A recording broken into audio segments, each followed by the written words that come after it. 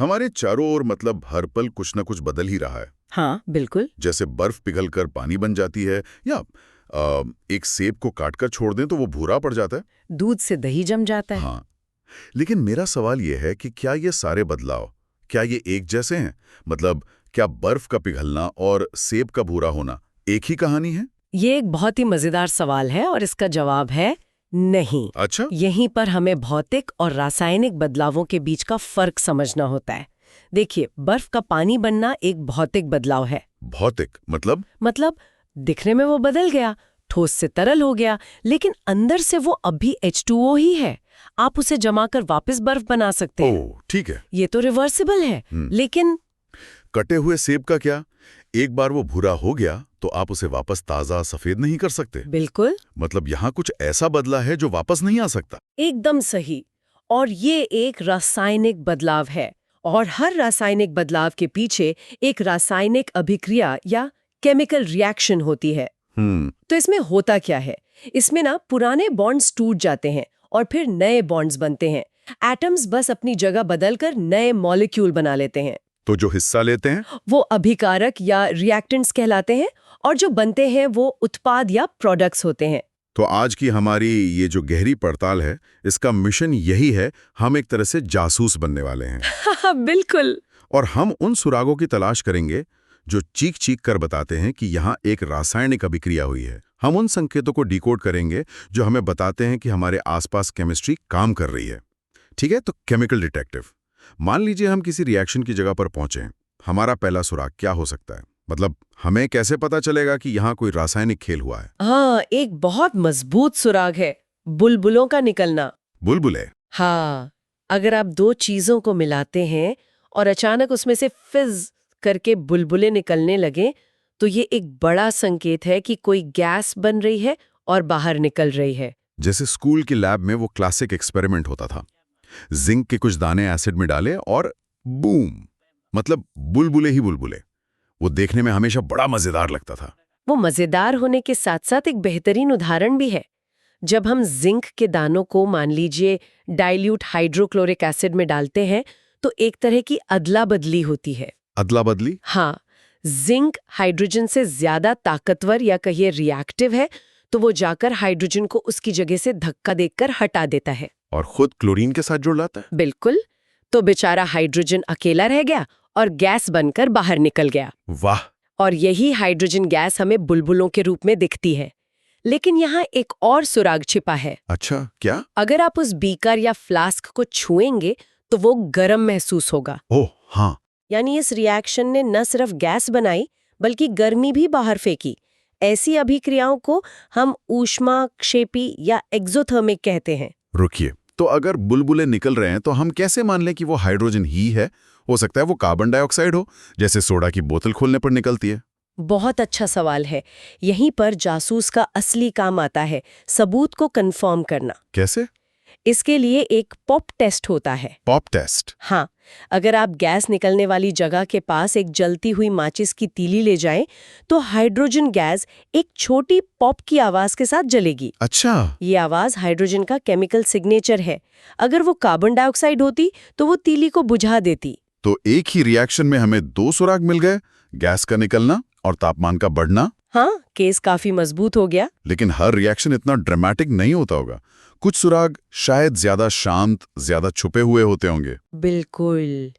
कभी-कभी सुराग बहुत खामोश होता है, जिसे आप सिर्फ देख सकते हैं, जैसे रंग का बदलना। रंग का बदलना? हाँ, ये केमिकल फिंगरप्रिंट की तरह है जो पीछे रह जाता है।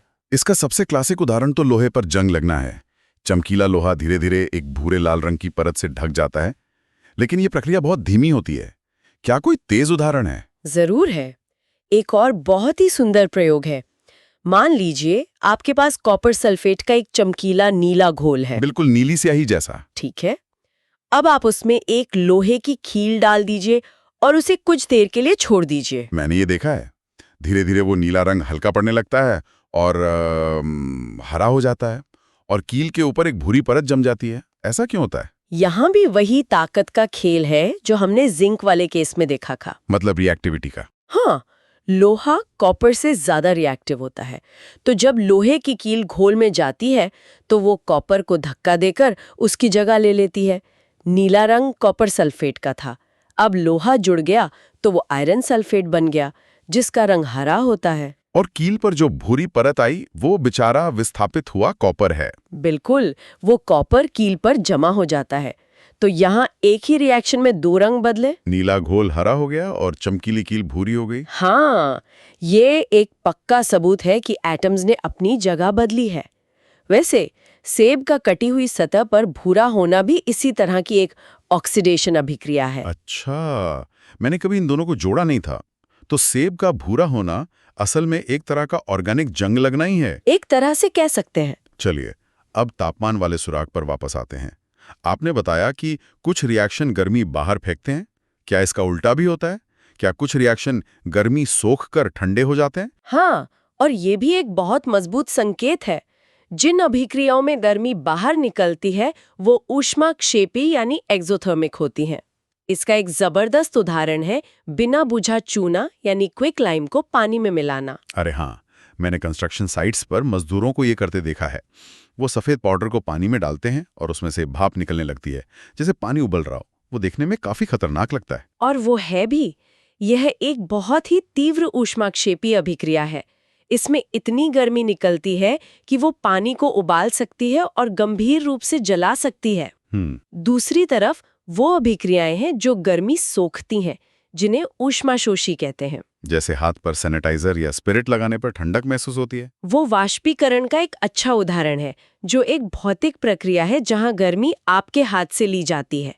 लेकिन एक सच्ची रासायनिक ऊष्माशोषी अभिक्रिया का सबसे बड़ा और सबसे महत्वपूर्ण उदाहरण है प्रकाश संश्लेषण या फोटोसिंथेसिस। पौधों का खाना बनाना। हाँ, और ये धरती पर जीवन का आधार है।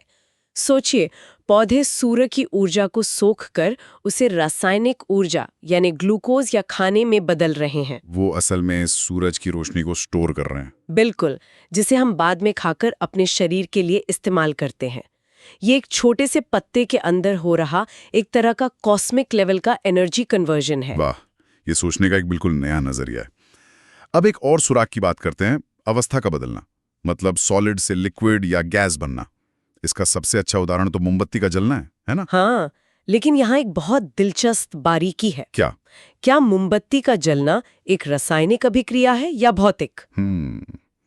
ये एक मुश्किल सवाल है, क्योंकि जब पानी उबलता है तो वो भी तरल से गैस बनता है, पर वो तो एक भौतिक बदलाव है। सही बात। भाप ठंडी होकर वापस पानी बन सकती है, तो मोमबत्ती में क्या खास है? आपने बिल्कुल सही नास पकड़ी है। यही $1 मिलियन का सवाल है जो दोनों को अलग करता है। मोमबत्ती के जलने में दोनों प्रक्रियाएं एक साथ हो रही हैं। दोनों कैसे?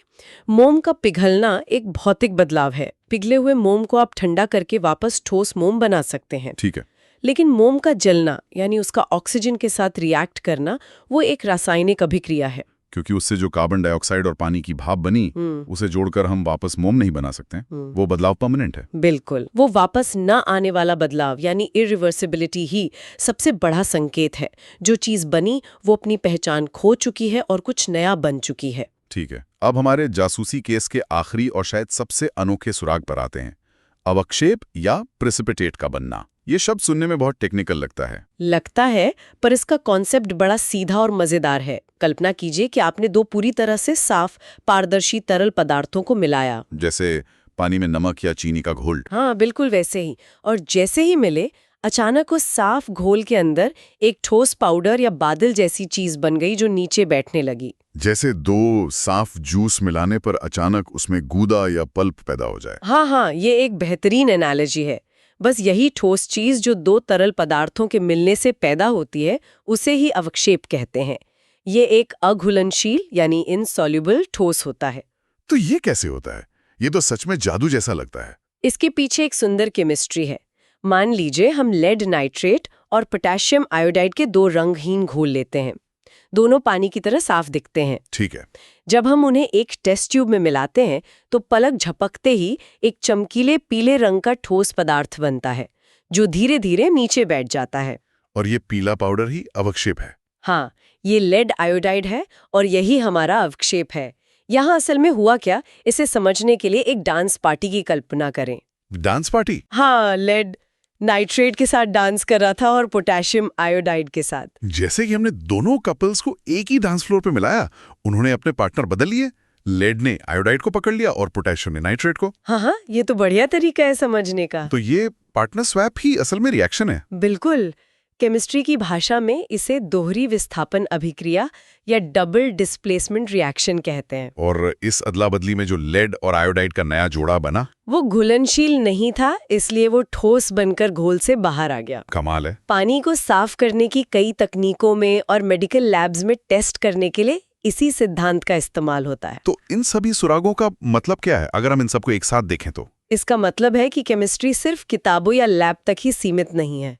जब आप सोडा की बोतल खोलते हैं और गैस निकलती है, या जब अंडा पकाते हैं और उसका पारदर्शी हिस्सा सफेद ठोस बन जाता है, मतलब रंग और अवस्था दोनों में बदलाव। हैं। हाँ, तो ये 5 सुराग, गैस का निकलना, रंग बदलना, तापमान बदलना, अवस्था बदलना और अवक्षेप का बनना, ये हमें हमारे चारों ओर हो रही अनगिनत रासायनिक कहानियों को पढ़ने में मदद करते हैं। और ये हमें बताते हैं कि दुनिया स्थिर नहीं है, ये लगातार आणविक स्तर पर खुद को बदल रही है। बिल्कुल।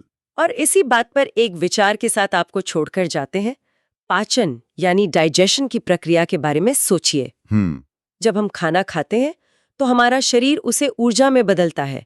क्या ये एक भौतिक परिवर्तन है, एक रासायनिक परिवर्तन, या दोनों का मिश्रण है? ये तो सोचने वाली बात है। इस प्रक्रिया में जो हमारे शरीर के अंदर हो रही है, रासायनिक अभिक्रिया के कौन से संकेत देखे या महसूस किए जा सकते हैं, इस पर सोचिएगा।